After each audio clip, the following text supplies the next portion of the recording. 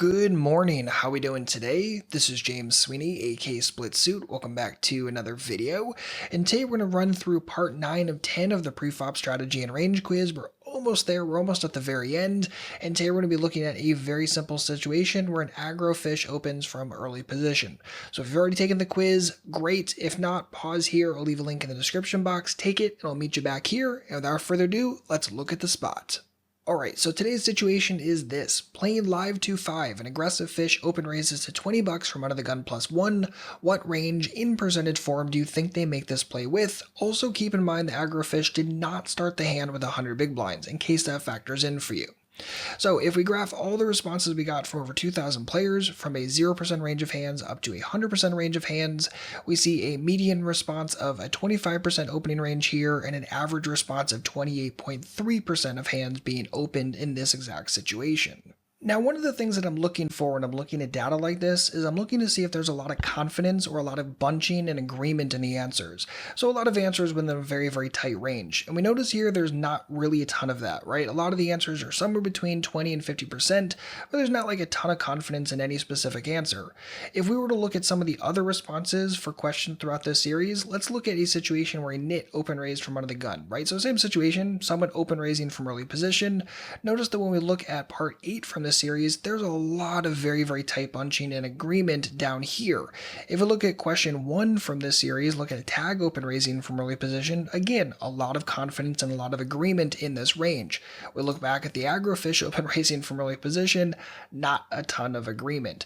And I really just bring this up because when we graph these answers out and we say, okay, what does this actually look like in range form, understand that the player pool, when people are actually looking at this and giving their best responses, they're not super confident here. And that's just something that we'd like to know overall, whether we should be saying, yeah, this is for sure in the ballpark, or, this is probably a ballpark, but maybe not be super confident that everyone else's answers are spot on. And just for the record, one very easy reason why that could be the case is that most of the people that are probably taking this quiz are on the nitty or taggy side of the spectrum. So they understand what nits and tags open raise from early position, but when it comes to aggressive fish, a style that they probably don't enact very much anymore, they probably don't have as much confidence in what the heck that range would actually look like. So that's one possibility here. So let's take a quick moment and say, okay, the average answer at roughly 28.3%, what does that look like in actual range form? Pulling up Flopzilla.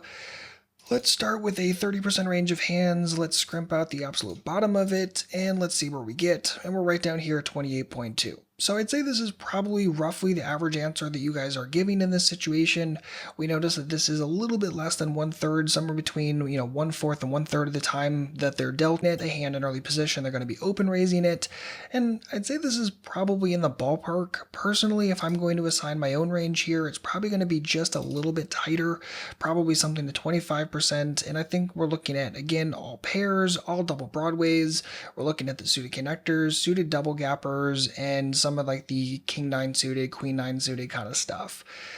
I think this is probably a little bit closer. I think even an aggro fish, unless I have information on them, and just for the record, if you have information, this range can shift very, very quickly, right? I just think as a pure default, queen 9 offsuit is not a hand I'm going to assign when someone is open raising from under the gun +1. But again, if you've seen this person raise here with like queen 9 offsuit, or say you've seen them do this with like ace deuce off, then sure, you can add all of these hands most likely, probably these, and all of a sudden you notice that this can start getting closer to 35, 40, or even 50% very, very quickly. I think as a pure default though, I'm probably going to start somewhere in this ballpark. I think closer to 25%. Again, from under the gun +1, it's not like we're talking about this from the hijack. It's not like we're talking about this from the cutoff. We're talking about this from under the gun +1. But again, with information, this thing can shift very, very quickly. I just think as a pure default, it's probably a little bit tighter than what the average person thought in this exact situation. Now, putting the aggro fish on a range of hands is only half the battle here, because the next part of the question is, if it folds to you with 4-3 suited in MP1, what is your play in this situation? So if we look at your guys' responses, 62% of y'all said you would fold, 30% said you would call, and 8% said you would 3-bet. So in this situation, I look at all my options and I say, okay, do I like calling? And you may wonder, why do I always start with the call option? The main reason is because when I'm facing a raise or when I'm facing a 3-bet, when I'm facing any sort of preflop aggression, I always ask myself if calling makes sense first. Because if calling is going to be profitable, I know that I can automatically delete folding. If calling is not going to be profitable, then I delete that option and I'm strictly between re-raising and folding. It's actually very, very simple. I like to really minimize my options at first, see if I can get rid of anything right off the bat, and then make some decisions from there. So in this situation, I'm not going to call here. I don't think calling is going to be all that great, right? We don't have deep stacks against the aggro-fish. Yes, we have position, that's great, but that's only against the aggro-fish. There are still 3 people that could take position on us, could squeeze us out of this pot. That's not super good. And even if we do call and go heads up, we have a hand where we don't really particularly love having like single pairs because it's usually going to be bottom pair. And sure, we like draws and stuff like that, but a hand like 4-3 suited just isn't going to come up with enough playable spots in my opinion. And again, with the stack depth, with the fact that this person's an aggro fish, they're probably going to bluff c-bet you a lot of the times that you miss and they just apply pressure and you have to fold. I don't see a tremendous amount of ways to make profit here. Now, if we had a lot of depth, if we had pure position, if we had less people behind us, we can have a very different conversation.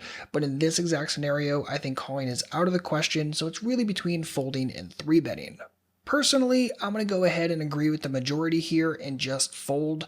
I don't particularly love 3-betting. I think it's pretty darn aggressive, and the issue here is that we're playing against a fish, which means I'm not 100% sure that I'm getting a ton of folds from them, and if they don't fold, I can't handle if they come over the top. If they call, I'm in a really bloated pot with a really sucky hand, and that's just something that I'm not super enamored with. Now, sure, you could try to make the argument of, well, I need to balance my 3-betting range and sometimes have board coverage on the lower boards. Sure, fine, but not the kind of dude that I'm super worried about that against, and as such, I don't see any reason to 3-bet this. Very simple spot to fold, move on, and not worry about it too much. Now, the honest truth is that when it comes to folding, most players either fold far too often or far too rarely. So if you're interested in making sure that you're folding the proper amount, I invite you to check out my guide, Are You Folding Too Much?